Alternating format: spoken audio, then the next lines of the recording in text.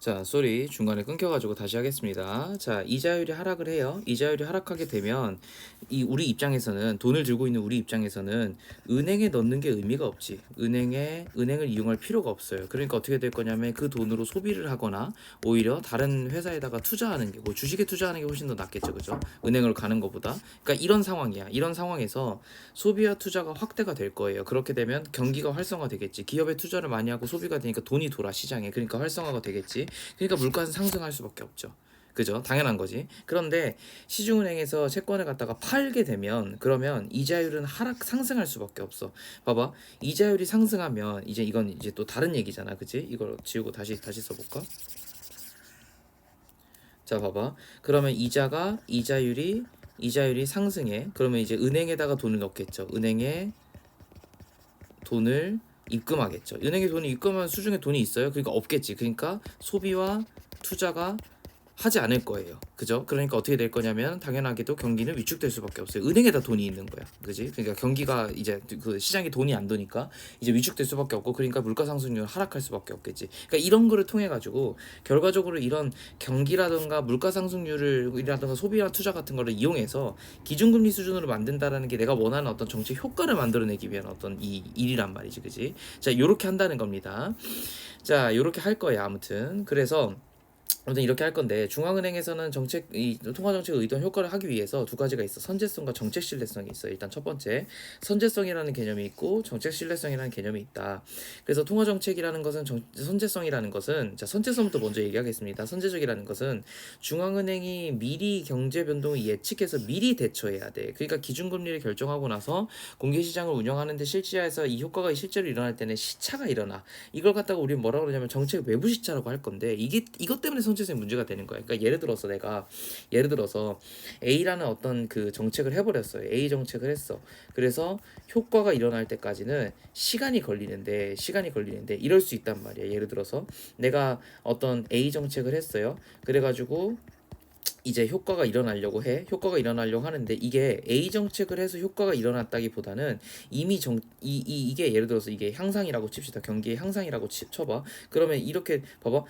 하락했다가 그냥 시간이 지나가지고 자연스럽게 이렇게 됐어. 근데 A 정책이 이제부터 효과가 일어날까? 그럼 어떻게 돼서 공기가 과열되겠지. 이런 문제가 일어날 수도 있단 말이야.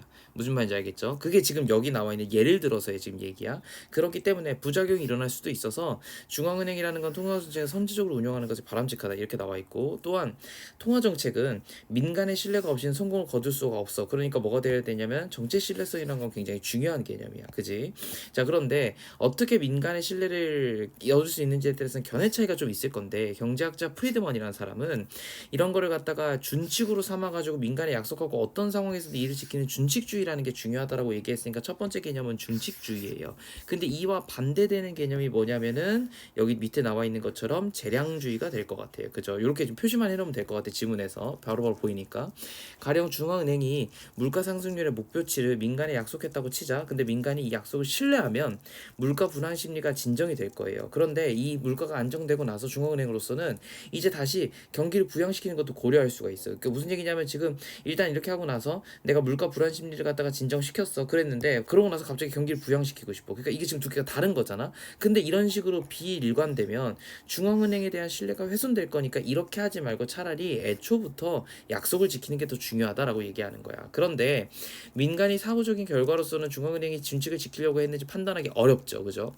어떤 정책을 했는데 이 정책을 두 가지를 갖다가 왔다 갔다 했어. 그러니까 A 정책과 B 정책을 했어. 예를 들어서 상반되는 정책이에요. A 정책을 하고 나서 그 다음에 B 정책을 갖다가 해버렸어요. 근데 그렇다고 해가지고 우리가 이 효과가 바로 나타나는지, 이 효과가 바로 나타나는 거죠. 우리 입장에서 사실 알기가 좀 어렵단 말이야. 그러니까 그렇기도 하고, 그러니까 이 재량주의라는 것은 한마디로 경제 여건에 따라 가지고 알아서 잘 대응했으면 좋겠다라고 얘기하는 거야. 그리고 나서 준칙주의가 최선인지는 잘 모르겠다, 이렇게 얘기하는 거지. 그러니까 차라리 정책 신뢰성이란 건 중요하긴 하지만 이를 위해서 중앙은행이 반드시 준칙에만 얽매이는 게 아니라 재량적으로 해가지고 오히려 좋은 효과를 내는 것이 더 중요하다, 이렇게 얘기하고 있는 겁니다. 무슨 말인지 알겠죠? 그래서 요게 지금 쌤이 이렇게 밑에 정리했어요. 다시 한번 볼게.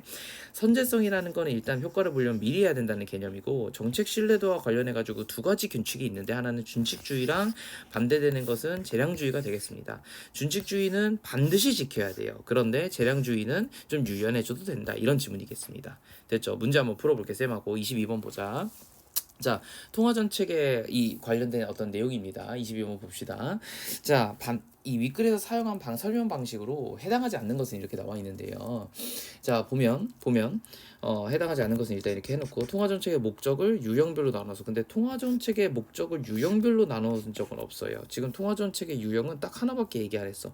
공개시장 운영 하나밖에 얘기하지 않았습니다. 그래서 1번은 틀렸습니다. 바로 답 나왔네요. 2번 선제적 대응 필요성 예를 들었고요. 2번 공개시장의 운영이 경제 전반에 영향을 미치는 것을 인과적으로 설명했고, 3번 용어를 중의를 바탕으로 통화정책의 대표적인 수단을 설명하고 있고요. 5번 신뢰성의 어떤 목표를 위해서 준칙을 지켜야 되는지 그 의견의 차이, 준칙주의인지 혹은 재량주의인지 이 두 개를 갖다가 지금 얘기하고 있으니까 이것도 맞는 거고, 22번은 1번이 답이에요. 23번 한번 볼게요. 경제학자 병이 제안한 건데, 자 1월 1일부터 9월 30일까지 3개 분기 동안에 이 기준금리가 4%로 유지가 돼야 돼요. 그렇기 때문에 여러 가지를 갖다가 고려를 해봤다 이거야. 자 여러 가지를 고려를 해보니까 1분기에서는 물가 상승률이 2%고 2분기에서는 3%고 3분기에서는 3%예요. 자 이렇게 봅시다. 이렇게 봤을 때 자, 이 표의 내용을 예측할 수가 있었고, 국민의 생활 안정을 위해서 물가 상승률은 2%로 유지를 해야 돼. 그러니까 이게 지금 떨어져야 되는 상황이고 이게 떨어져야 되는 상황입니다. 무슨 말인지 알겠죠? 근데 지금 아까 우리 지문에서 뭐라고 했냐면 기준금리가 상승을 하거나 기준금리가 하락을 했을 때에 대한 지금 얘기잖아, 그지? 기준금리를 수준으로 만들어야 되는 거잖아요, 그죠? 자, 이거에 대한 지금 얘기였어. 그랬을 때 내가 지금 할 수 있는 선제적 조건에 대해서 지금 얘기를 하는 거예요, 그죠? 기준금리가 애초에 얘가 얘기해주고 있어. 4%로부터 1.5%만큼 변하면 물가 상승률은 1%만큼 달라질 수밖에 없대요. 그러니까 지금 우리가 원하는 거는 이게 2%로 떨어지는 거니까 1%만 변경되면 되지, 그지? 이게 2%로 떨어지는 거니까 1%만 변경되면 되는 거야, 그죠? 그러니까 기준금리가 4%로부터 1.5포인트만큼만 변하면 돼요, 그죠? 그리고 나서 시차는 한 개 분기 정도가 될 거야. 그러니까 어떻게 해야 돼요? 내가 효과를 내기 위해서는, 효과를 내려면 1분기 먼저 정책을 하면 돼요. 됐죠? 시차가 한 분기라고 분명히 얘기를 했으니까. 근데 우리 지문에서 뭐라 그랬냐면 기준금리가 오르면, 선생님 뭐라 그랬어? 기준금리가 올랐어요. 오르게 되면 그러면 어떻게 될 거냐면은 시장에 기준금리가 오르게 되면은 뭐지? 은행에 돈이 많아질 거야. 은행에 돈이 많아진다는 얘기는 뭐냐면은 투자나 소비를 하지 않을 거예요. 그러니까 어떻게 될 거냐면은 물가는 하락할 겁니다. 이게 지금 어디 나와 있냐면 우리 지문에서 여기 나와 있는 내용이지, 그지? 시중은행의 이자율이 높아지는 거니까 높아지게 되면은 물가 상승률 하락한다고 내가 분명히 얘기했어요.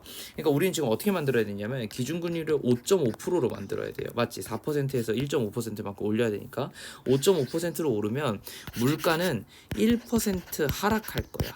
맞아? 맞지? 이 얘기지, 그지? 그런데 봐봐.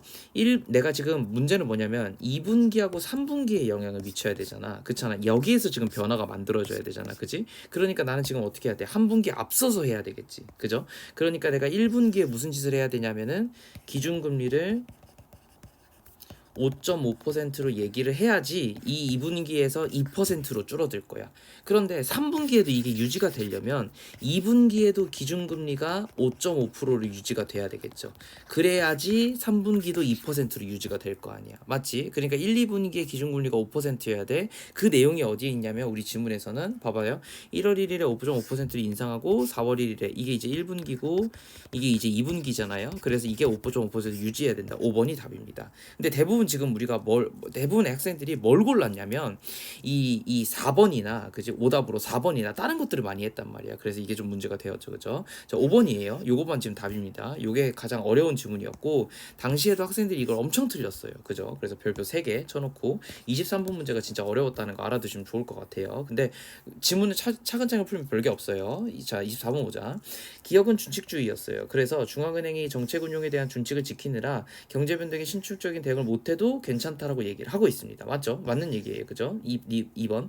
니은은 중앙은행이 스스로 정해진 정책은 얼마든지 지키는 것은 가능하다고 본다. 이게 이제 기억이지, 그지? 기억의 입장이지. 니은은 불가능하다고 얘기했어요.